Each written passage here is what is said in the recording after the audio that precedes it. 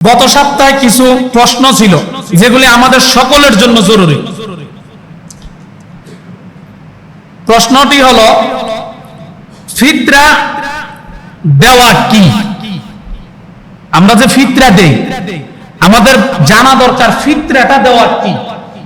ফিতরা দেওয়া ওয়াজিব। ফিতরা দেওয়া কি? ওয়াজিব। কেউ যদি ফিতরা না দেয় সে ওয়াজিব তরক করার গুনাহ অর্থাৎ কবিরা গুনাহ তার হবে। নাউজুবিল্লাহ বলি। তাহলে আমরা যে রমজানের শেষে ফিতরা দিই, এটা ফিতরা দেওয়া কি? জোরে বলেন, ফিতরা দেওয়া। না দিলে কবিরা গুনাহ হবে, না দিলে কবিরা গুনাহ হবে। এখন প্রশ্ন হচ্ছে, ফিতরা কাদের উপর ওয়াজিব? প্রত্যেকটা মুসলিম নরনারী যার মালিকানায় প্রয়োজনের অতিরিক্ত 52.5 তোলা রূপা বা তার সমপরিমাণ সম্পদ আছে, আমার কথা বুঝেন, প্রত্যেকটা মুসলিম নরনারী যার মালিকানায় প্রয়োজনের অতিরিক্ত 52.5 তোলা স্বর্ণ না রূপা, 52.5 তোলা রূপা বা তার সমপরিমাণ সম্পদ আছে, তার উপরেই ফিতরা ওয়াজিব হয়। প্রত্যেকে নিজের ফিতরা নিজে দিবে। প্রত্যেকে নিজের ফিতরা নিজে দিবে। হ্যাঁ, অনেকের নাবালক সন্তান আছে, নাবালক সন্তানের ফিতরা তার বাবা অথবা মা অথবা তার গার্ডিয়ান যিনি তার অভিভাবক সে দিয়ে দিবে। কথা বুঝে আসছে? তাহলে ফিতরা নাবালকের উপর ওয়াজিব হয় না, নাবালকের পক্ষ থেকে যে সাবালক কর্তা আছে তার উপর ওয়াজিব হয়। এটা তো বাপে দিবে, নাবালকের উপর তো ওয়াজিব না, মানে গার্ডিয়ান বাবা মার উপর হবে।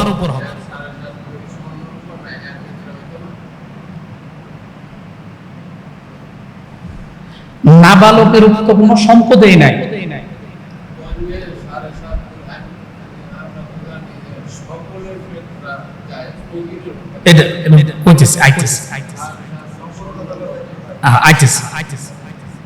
তাহলে 52.5 তোলা রূপা বা তার সমপরিমাণ সম্পদ যার কাছে আছে তার উপর ফিতরা ওয়াজিব হয়। প্রত্যেকে ফিতরা তার নিজের ফিতরা নিজে দিয়ে দিবে। কিন্তু কেউর সন্তান যদি নাবালক থাকে তো নাবালকের পক্ষ থেকে যে বালেক মা বাবা আছে সে দিয়ে দিবে। কথা বুঝে আসছে? এখন ফিতরার ক্ষেত্রে যাকাত আর ফিতরা মাসালা ভিন্ন। যাকাতের ক্ষেত্রে যেটা প্রয়োজনীয় সেটা বাদ যাবে। যাকাতের ক্ষেত্রে যেটা কি প্রয়োজনীয়, যেমন ধরেন একজনের 10টা শার্ট আছে, 10টা, 2টা সে পরে আর বাকি 8টা সে পরে না, 2টা পরে বাকি 8টা পরে না। ফিতরার ক্ষেত্রে 2টা তার প্রয়োজনীয়, 8টা তার অপ্রয়োজনীয় ফিতরার ক্ষেত্রে। কিন্তু যাকাতের ক্ষেত্রে এমন না। যাকাতের ক্ষেত্রে ওই 8টা সহ তার প্রয়োজনীয়র মধ্যে 10টা পুরা হয়। কথা বুঝে আসছে? এই জন্য ফিতরা এবং যাকাতের ভিতরে কিছুটা পার্থক্য আছে। ফিতরা আমরা প্রত্যেকে এখন যারা আছি, আমরা এখানে যারা আছি প্রত্যেকে নাবালক ছাড়া বাকি সবাই 52.5 তোলা রূপা সমপরিমাণ সম্পদের মালিক আমরা সবাই আছি। কথা বুঝে আসছে? এটা নগদ অর্থ হবে এমন না। বাসায় কিছু সম্পদ আছে, প্রয়োজনের অতিরিক্ত থালা আছে, বাসন আছে, পাতিলা আছে, তারপরে দামি দামি কম্বল আছে, বোরকা আছে, এটা আছে সেটা আছে, এই সমস্ত বিষয়গুলিও ফিতরার ক্ষেত্রে গণ্য হবে। তো এখন যে ফকির মিসকিন এর বাড়িও তো 52.5 তোলা সম্পদের চেয়ে বেশি সম্পদ আছে, আছে না? এখন এই পরিমাণ সম্পদ থাকলে ফিতরা ওয়াজিব হবে। এখানে একটু বুঝার বিষয় হলো, যাকাত ফরজ হওয়ার জন্য নেসাব পরিমাণ সম্পদের মালিক হতে হয়। যাকাত ফরজ হওয়ার জন্য নেসাব পরিমাণ সম্পদের মালিক হতে হয়, কিন্তু ফিতরা ওয়াজিব হওয়ার জন্য নেসাব পরিমাণ সম্পদের মালিক হওয়া জরুরি না। কথা বুঝে আসছে? তাহলে ওই যে কাকাই যে কথাটা জিজ্ঞাসা করছিলেন এটার মধ্যে আশা করছে, ফিতরা ওয়াজিব হওয়ার জন্য নেসাব পরিমাণ সম্পদের মালিক হওয়া জরুরি না। এখন একজনে প্রশ্ন করছে, হুজুর এই ফিতরাটা আমরা দিব কি কারণে? রমজানের শেষে যে আমরা ফিতরাটা দেই, কি জন্য দেই? সাদকাতুল ফিতর আমরা কি জন্য দেই বা কি জন্য দিব? এই ব্যাপারে নবীজি সাল্লাল্লাহু আলাইহি ওয়াসাল্লাম বলেন, ফারাদ রাসূলুল্লাহ সাল্লাল্লাহু আলাইহি ওয়াসাল্লাম যাকাতাল ফিতর তুহরাতুল লিসাইমি মিনাল লাগবি ওয়ার রাফাস ওয়া তু'মাতাল লিল মাসাকিন। সাদকাতুল ফিতরটা এই জন্য দিবে, তুমি যে রোজা রেখেছো, রোজাটার ভিতরে অনেক অসঙ্গতি হয়েছে, কারো গীবত করে ফেলছি, শেকায়েত করে ফেলতেছি, অনেক সময় অনিচ্ছা সত্ত্বে পানি খেয়ে ফেলছি, এরকম এই জাতীয় অনেক ভুল ত্রুটি হতে পারে। তো এই ভুল ত্রুটি থেকে রোজাকে পবিত্র করার জন্য, শুদ্ধ করার জন্য হলো সাদকাতুল ফিতরের একটা বিধান আল্লাহ করছেন, সুবহানাল্লাহ। যেমন ইমাম শাফি রাহমাতুল্লাহ আলাইহির উস্তাদ ইমাম ওয়াকি ইবনে জাররাহ রাহমাতুল্লাহ আলাইহি, ওয়াকি ইবনুল জাররাহ রাহমাতুল্লাহ আলাইহি উনি বলেন, নামাজে যদি কোন রকমের ওয়াজিব ছুটা যায়, কোন রকমের ভুল হয় নামাজের মধ্যে, তাহলে ওই নামাজকে শুদ্ধ করার জন্য যেমন সেজদায় সাহুর ব্যবস্থা আছে, অর্থাৎ সেজদায় সাহু দিয়ে দিলে নামাজটা পরিপূর্ণ হয়ে যায়, ঠিক সাদকাতুল ফিতরটাও হলো রোজাকে শুদ্ধ করার জন্য এরকম সেজদায় সাহুর মতো। সুবহানাল্লাহ, কথা বুঝে আসছে?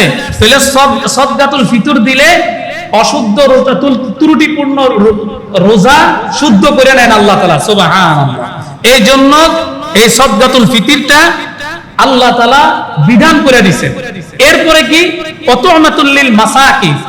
এই সাদকাতুল ফিতরের দ্বারা আরেকটা যে উপকার, সেটা হলো অনেক গরিব, এতিম, অসহায় যারা রমজানের রোজা শেষ করে তোমরা আনন্দ করবে, ভালো ভালো খাবে, কিন্তু যারা গরিব, এতিম, অসহায়, এদের হয়তো খাবারের ব্যবস্থা নাও হতে পারে। আগের যুগে এগুলি বেশি ছিল, এখন তো আলহামদুলিল্লাহ সবার হাতে টাকা পয়সা। তো গরিবরা যাতে সেই দিনও একটু ভালো মতন খাইতে পারে, তারাও যাতে তোমাদের সাথে একটু সামঞ্জস্য হতে পারে, এই জন্য এই সাদকাতুল ফিতরের ব্যবস্থা আল্লাহ করে দিয়েছেন, সুবহানাল্লাহ। এখন ফিতরা কি দিয়ে আদায় করব? এটা গত সপ্তাহে বলছি, এই সপ্তাহে বলি, 5টা বস্তুর মাধ্যমে আমরা এই সাদকাতুল ফিতর আদায় করতে পারি। 1 নম্বরে পনির, 2 নম্বরে খেজুর, 3 নম্বরে কিশমিশ, 4 নম্বরে জব, 5 নম্বর হলো আটা বা গম। পনিরের পরিমাণ কত? 3 কেজি 300 গ্রাম, যার মূল্য 2805 টাকা, অর্থাৎ 2805 টাকা এবার বর্তমান মূল্য। খেজুরের মূল্য এক একটা এক এক দাম, তারপরও মোটামুটি পর্যায়ের খেজুর 3 কেজি 300 গ্রাম এর দাম 2300 টাকা, অর্থাৎ 2300 টাকা। কিশমিশ 3 কেজি 300 গ্রামের দাম 2000 টাকা। জব 3 কেজি 300 গ্রামের দাম 400 টাকা। গম আটা জন প্রতি 110 টাকা। গম আটা জন প্রতি 110 টাকা এবারের ফিতরা। এখন ফিতরা কার উপর ওয়াজিব হয় এটাও আমরা জানলাম, ফিতরা কি জন্য দিব এটাও আমরা জানলাম। এখন একজনে প্রশ্ন করছে, হুজুর আপনি তো বলছেন ঈদের দিন সকাল, ঈদের দিন সুবে সাদেকের পূর্বেও যদি কারো সন্তান হয়, তাহলে নাবালক সন্তানেরও সাদকাতুল ফিতর দিতে হবে। তো এখন এটাও বললেন, আবার বললেন রোজাদারের রোজাকে শুদ্ধ করার জন্য সাদকাতুল ফিতর, তাহলে দুইটা দুই রকম হয়ে গেল না? এই প্রশ্নের জবাব হলো, সাদকাতুল ফিতর যে রোজা রাখছে তার উপর ওয়াজিব, কিন্তু যে নবজাতক সন্তান দুনিয়াতে আসছে বা নবজাতক সন্তান আছে সে তো রোজা রাখে নাই, কিন্তু না রাখলেও তার বাবা মার উপর তার জন্য এটা ওয়াজিব হয়ে গেছে। কথা বুঝে আসছে? তার পক্ষ থেকে তার মা বাবা এটা আদায় করবে। জবাব পাইছেন তো ইনশাআল্লাহ? এখন সাদকাতুল ফিতর কাদেরকে দেওয়া যাবে? আমরা সাদকাতুল ফিতর কাদেরকে দিব? এটা অনেকে প্রশ্ন করে, হুজুর আমরা যাকাত বা সাদকাতুল ফিতর কাদেরকে দিব? এই প্রশ্নের প্রথম জবাব হলো, যাকাত আমরা যাদেরকে দিব, যারা যাকাত প্রাপ্য, এদেরকে সাদকাতুল ফিতর দিব, এদেরকেই সাদকাতুল ফিতর দেওয়া জায়েজ আছে। যাকাতের টাকা আমরা যাদেরকে দিব, যাকাত যাদেরকে দিব, সাদকাতুল ফিতরও আমরা কি তাদেরকে দিব, কোনো পার্থক্য নাই। এখন যাদেরকে দিব তাদের একটা পরিচয় বর্ণনা করতেছি। 1 নম্বর, ফকির, মিসকিন, গরিব, অসহায়, এতিম, অনাথ যারা আছে। 2, যাদের উপর ঋণের বোঝা আছে। এমন অনেক মানুষ আছে আগে পয়সাওয়ালা ছিল, হঠাৎ করে গরিব হয়ে গেছে, এমন অবস্থা যে দিন আনে দিন খায়, অথবা সংসারে এমন অভাব, ঋণের বোঝা চালাইতে পারে না, ঠিক মতো বাজার করতে পারে না, শর্মে কারো কাছে কইতেও পারে না। এমন মানুষ আছে না নাই? আছে। হাদিসে আছে এই জাতীয় মানুষ যদি তোমার জানাশোনা থাকে, তুমি খুঁজা হইলে বাইর করে দিয়ে আসো। সুবহানাল্লাহ, খুঁজা বাইর করে দিয়ে আসো। তাইলে এরকম মানুষের যার উপর ঋণের বোঝা আছে। এরপর হলো যারা আল্লাহর রাস্তায় জিহাদ করে, যেমন ধরেন ফিলিস্তিনের মধ্যে যে আজকে 1 বছর যাবত যুদ্ধ চলতেছে, এই যে মুজাহিদরা ইসরায়েলের এই হায়না সৈন্যদের সাথে লড়তেছে, কোথায় তাদের সেহরি, কোথায় ইফতারি, কোথায় তাদের খাবার, কোথায় তাদের। এই জন্য এই সমস্ত মুজাহিদদেরকেও যাকাত ফিতরা এটা কি দিতে পারবে। এরপরে হলো মুসাফির, এক লোকের মুসাফির দেশ থেকে দেশান্তর সফর করতেছে, কিন্তু কোটি কোটি টাকার মালিক, কিন্তু সেই মুসাফির অবস্থায় তার কাছে কিছু নাই, অর্থ সম্পদ যা নিয়ে সফরে বাইরে সব শেষ, এই মুসাফির ব্যক্তিকেও দেওয়া যাবে। যাকাত দাতার ভাই বোন, অনেকে প্রশ্ন করে হুজুর ভাই বোন রে কি দেওয়া যাবে? দেওয়া যাবে। যাকাত দাতা ভাই বোন, ভাতিজা ভাতিজি, ভাগিনা ভাগ্নি, চাচা চাচি, খালা খালু, ফুফু ফুফি, মামা মামি, শ্বশুর শাশুড়ি গরিব থাকলে দিতে পারবেন, শ্বশুর শাশুড়ি এদেরকে দিতে পারবেন। কথাটা বুঝছেন আমার? এটা কিন্তু জরুরি, এটা জানা থাকা দরকার। এদেরকে যাকাত দিতে পারবেন। কাদেরকে যাকাত দেওয়া যাবে না? এখন তো বলছিলাম যাদেরকে যাকাত দেওয়া যাবে, এখন বলতেছি যাদেরকে যাকাত দেওয়া যাবে না। যাদের কাছে নেসাব পরিমাণ সম্পদ থাকে, কথা বুঝছেন? যাদের কাছে নেসাব পরিমাণ সম্পদ আছে। এখন আমনে কোটিপতি, আমনে যারা যাকাত দিবেন হ্যাঁ কোটিপতি, যার খাতিলটা ভালো থাক, যাকাতের 50,000 একটা বান্টিল আমি তোরে দিয়ে দিলাম, এরকম করলে যাকাত আদায় হবে না। নবীজির বংশের কাউকে যাকাত দিলে যাকাত আদায় হবে না। কথা বুঝছেন? নবীর বংশের, সাইয়্যিদ বংশের, হাশিমি বংশের কারণে যাকাত দিলে যাকাত আদায় হবে না। নবীর জন্য যাকাত জায়েজ নাই। হযরত হুসাইন রাদিয়াল্লাহু তাআলা আনহু ছোট, নবীজির নাতি, নবীজির কাছে কিছু খেজুর আসছে, নাতিরা তো এমনি একটু আল্লাদের থাকে, হুসাইন রাদিয়াল্লাহু তাআলা আনহু টুকি করে যাইতে যায় যাকাতের খেজুর একটা নিয়ে মুখে দিয়া চাবাইতেছে, দূর থেকে নবীজি দেখছে, নবীজি দেখে তাড়াতাড়ি আইছে হুসাইনের কাছে, নানা ভাই তুমি এটা কি করছো? আমরা হইলাম সাইয়্যিদ নেতা, আমাদের জন্য যাকাতের মাল খাওয়া জায়েজ নেই, তাড়াতাড়ি মুখের থেকে বাইর করো।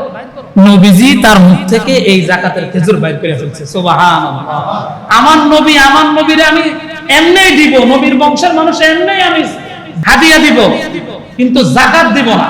কি দিব? হাদিয়া দিব, কিন্তু যাকাত এটা নবীর বংশের জন্য জায়েজ। আচ্ছা, অমুসলিমকে যাকাত দিলে যাকাত হবে না। অমুসলিমকে যাকাত দিলে যাকাত আদায় হবে না। যাকাত দাতার ছেলে মেয়ে নাতি, ভালো করে বুঝছেন, যাকাত যে দিবে তার ছেলে মেয়ে নাতি এইভাবে নিচের দিকে যা আছে দিলে যাকাত আদায় হবে না। এদেরকে তুমি হাদিয়া দিতে পারো, তোমার পয়সার থেকে যা আছে সেখান থেকে তুমি দিবা। তুমি নাতি নাত করে তুমি যাকাতের টাকা দিবা কে? ইসলাম কত সুন্দর দেখছেন, সুবহানাল্লাহ। এরপরে যাকাত দাতার মা বাবারে, যে আমার মায়ে তো গরিব, আমি পয়সাওয়ালা, বাস আমার যাকাতের কিছু অংশ মারে দিয়ে দিলাম, বাপরে দিয়ে দিলাম, হবে না।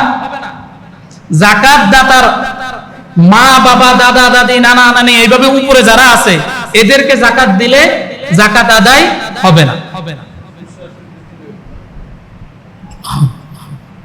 এরপরে অনেকে আছে স্বামী স্ত্রীকে যাকাত দিলে যাকাত আদায় হবে না, স্ত্রী স্বামীকে দিলে যাকাত আদায় হবে না।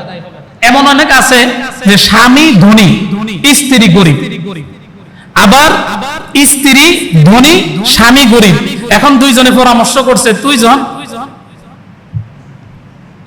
এরকম তো কিতাবে লেখছে, এরকম হইতে পারে, এরকম তো আছে কিতাবে, যে স্বামী যদি স্ত্রীকে যাকাত দেয় তাহলে আদায় হবে না। কেন হবে না? স্ত্রী তো এমনিই পাও না, যাকাতটা কেন স্ত্রীকে দিবে? হ্যাঁ হ্যাঁ, এখানে কোনো জাকাত দিলে জাকাত আদায় হবে না। এইভাবে আপনারা খাতগুলি চিহ্নিত করে ইনশাআল্লাহ জাকাত এবং ফিতরা আদায় করে দিবেন, তাহলে ইনশাআল্লাহ আপনাদের জাকাত এবং ফিতরা আদায় হয়ে যাবে। আল্লাহ আমাদেরকে বুঝার তৌফিক দান করুক। এখন এই সামনে আসতেছে শবে কদর, লাইলাতুল কদর। আম্মা জান আয়েশা রাদিয়াল্লাহু তাআলা আনহা বলেন, ইয়া রাসূলুল্লাহ, নবীজিরে প্রশ্ন করছে, ইয়া রাসূলুল্লাহ, আমি যদি লাইলাতুল কদর পাই তাহলে আমি আল্লাহর কাছে কি দোয়া করব? নবীজি বলেন, তুমি যদি লাইলাতুল কদর পেয়ে যাও তাহলে তুমি এই দোয়া করো, আল্লাহুম্মা ইন্নাকা আফুউন তুহিব্বুল আফওয়া ফাআফু আন্নী, আল্লাহুম্মা ইন্নাকা আফুউন তুহিব্বুল আফওয়া ফাআফু আন্নী। এই দোয়াটা আমরা সবাই শিখে নিব, খুব চমৎকার দোয়া। অর্থ কি? আল্লাহুম্মা ইন্নাকা আফুউন তুহিব্বুল আফওয়া ফাআফু আন্নী, হে আল্লাহ, আপনি ক্ষমাশীল, ক্ষমা করাকে আপনি পছন্দ করেন, মেহেরবানি করে আল্লাহ আপনি আমাকে ক্ষমা করে দেন। সুবহানাল্লাহ। এই দোয়াটা আমরা শিখে নিব তো ইনশাআল্লাহ।